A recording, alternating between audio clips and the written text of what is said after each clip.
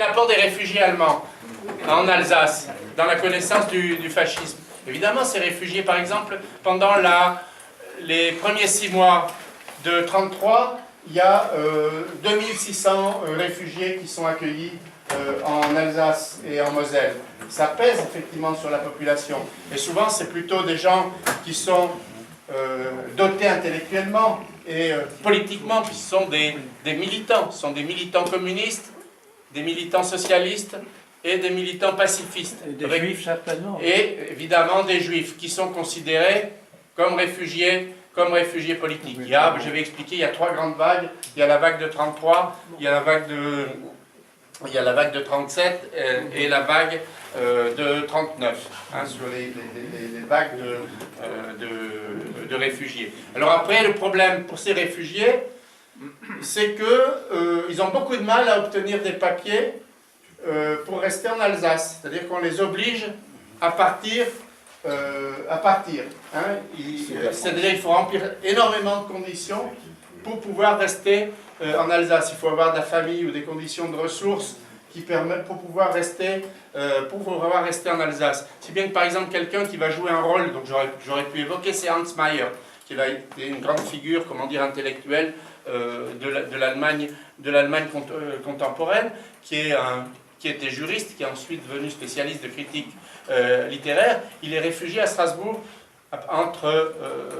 dès le lendemain de la prise du pouvoir par Hitler jusqu'en 1934. Mais en 1934, il est obligé de partir à Genève. Et c'est lui, et si vous voulez vraiment voir le degré d'information, il y a la Neue Welt, qui est le journal du Parti communiste opposition, donc de Hubert et Maurer, dont il est de fait le rédacteur en chef pendant cette période.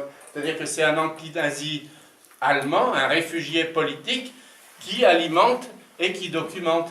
Il y a, s'appelle Bertolt Jacob, qui est lui aussi un militant communiste, qui crée une agence d'information à Strasbourg, et qui alimente toute la presse nationale, voire la presse internationale, sur ce qui se passe en Allemagne. Donc il y a énormément... Oui, la deuxième vague, c'est surtout des Sarrois qui viennent. Hein, parce que, je ne sais pas l'évoquer, mais avec l'annexion de la Sarre, il y a 4000 réfugiés qui viennent. Donc il y a... donc c'est pas... Enfin, oui, c'est pas loin. Puis, moi, c'est ça qui m'intéresse en plus. Hein, l'Allemagne, elle est proche, elle est intégrée, presque au quotidien.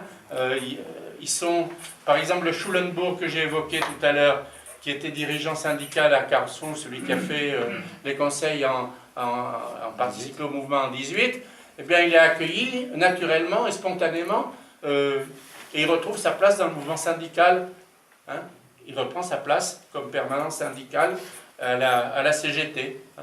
Et on le voit d'ailleurs, un jour, j'ai trouvé un compte-rendu dans une grève où on voit le Gustav Schulenburg, là c'est le commissaire spécial de Saint-Louis, qui dit tiens, il y avait dans ce meeting, il y avait un drôle de type, il avait un accent un peu bizarre, mais il parlait quand même bien alsacien, mais il n'avait pas l'air complètement d'ici. Ben alors il note son nom, Schulenburg, c'est réfugié, c'est un réfugié politique, donc ils sont complètement intégrés. Hein. Et il faut savoir aussi, bon, je ne l'ai pas cité, mais par exemple en 28, 29, 30, il y a les socialistes du Haut-Rhin organisent des grands rassemblements avec les socialistes du sud du Pays de Bade et de la région de Bâle. Chaque année, c'est organisé par l'internationale, donc l'internationale ouvrière, et ils organisent des meetings communs, donc ils se connaissent. Hein. Là, il y a un très beau dossier de police, puisque les Badois veulent venir en 30 à 1000.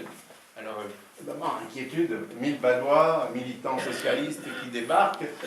Immédiatement, le préfet, il écrit: qu'est-ce que je dois faire? Est-ce que je dois autoriser ou pas autoriser? Bon, finalement, ils ont l'autorisation. Donc, c'est quand même des manifestations importantes, puisque là, ça veut dire qu'il y avait environ 2000-2500 militants suisses, badois, alsaciens, qui se réunissent et qui échangent. C'est-à-dire que oui, la situation en Allemagne n'a strictement rien d'étranger. Alors après, effectivement, la question c'est comment elle est prise en compte dans les comportements quotidiens et politiques. Dans le comportement quotidien, on l'a vu, que enfin pour moi en tous les cas c'est la thèse que je défends, que ça s'intègre finalement assez naturellement dans une grammaire de culture populaire ouvrière, hein, notamment à travers ces réseaux de sociétés de gymnastique, de sociétés de chant, de mandolinistes, etc. Hein, et puis, du point de vue politique, c'est beaucoup plus difficile, hein, c'est-à-dire que on sait pas, c'est un objet nouveau qui dépasse quelque part, y compris l'entendement des dirigeants ouvriers. Très souvent, et d'ailleurs la police le note, ils disent mais c'est tous le même discours. Hein, c'est Paris qui envoie le discours, on traduit, et puis voilà. Donc, et là-dessus, on voit bien. Alors il faudrait faire effectivement un travail systématique d'analyse des discours. Alors c'est difficile parce que dans les rapports de police, c'est les notes des policiers, ils ont pris les notes en allemand, ils les retranscrivent ensuite en français, donc ça perd beaucoup en termes de, comment dire, de qualité, et ça réduit le... voilà, il faudrait, alors dans la presse, on a des choses, mais c'est pareil, hein, ça nécessiterait un travail beaucoup. C'est un travail énorme, mais qui me semble extrêmement important et intéressant de cette culture, comment se développe une culture populaire autour de cette question du fascisme et du nazisme. Et comment elle s'articule avec effectivement une référence. Là j'ai parlé aussi des socialistes et des communistes, j'aurais dû parler des catholiques. Hein, c'est la question que je voulais poser. Donc pour les catholiques c'est... Non, mais pour les catholiques ouvriers, il y a mobilisation par exemple de l'UGB, c'est-à-dire les indépendants qui se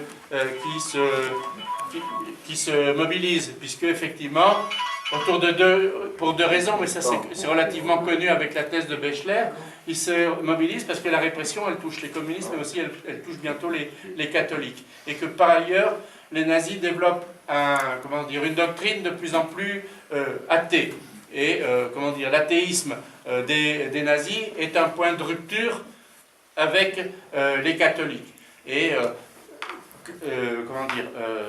Hitler passe un concordat avec le Vatican qui calme un peu le jeu, mais pas vraiment. Et puis ensuite, là, on est en milieu ouvrier urbain, grande ville ou petite ville.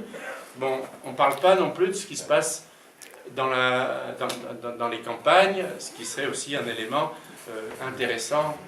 Oui. Alors après, campagne, on a la thèse de Frédival sur comportement et confession en Bade et en Alsace pendant cette période, qui donne quelques indications à travers le prisme des élections, c'est-à-dire à travers la façon dont les électeurs se comportent, par exemple. Voilà.